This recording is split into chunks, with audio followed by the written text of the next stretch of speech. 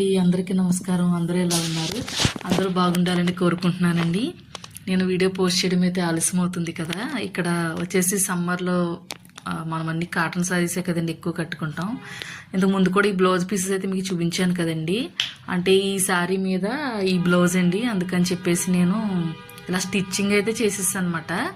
అంటే శారీలో ఇచ్చిన బ్లౌజే మాట ఇది. చూసారు కదా, ఇలాగా మనకి గోధుమ కలర్లో అయితే వచ్చిందన్నమాట బ్లౌజు.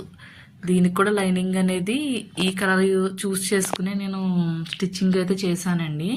హ్యాండ్స్ కూడా 5 ఇంచెస్ పెట్టుకున్నాను. ఆ తర్వాత ఇక్కడ మనం హుక్స్లు పట్టి కూడా ఏంటంటే బ్లాక్ అయితే కలిసిపోతుందని చెప్పేసి ఇక్కడ బ్లూ కలర్లో అయితే వేసాను అనమాట హుక్స్లు. శారీ అయితే బాగుందని ఇంకా తీసుకున్నాను అనమాట నేను. అంటే ఇందులో రన్నింగ్ వచ్చిందన్నమాట ఈ బ్లౌజు.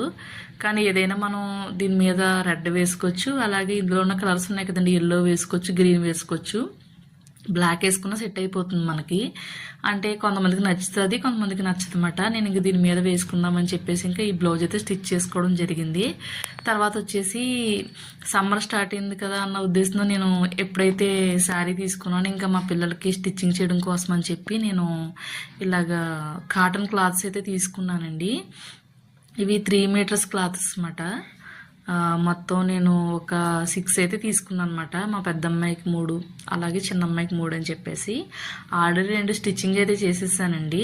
తర్వాత వీడియోలో పోస్ట్ చేస్తాను. ఇక్కడ ఓన్లీ నేను ఫ్యాబ్రిక్సే చూపిస్తున్నాను మీకు. ఒకటి రెడ్ వచ్చింది కదా, దాని మీద వైట్ ఫ్లవర్ ప్రింటెడ్ వచ్చింది.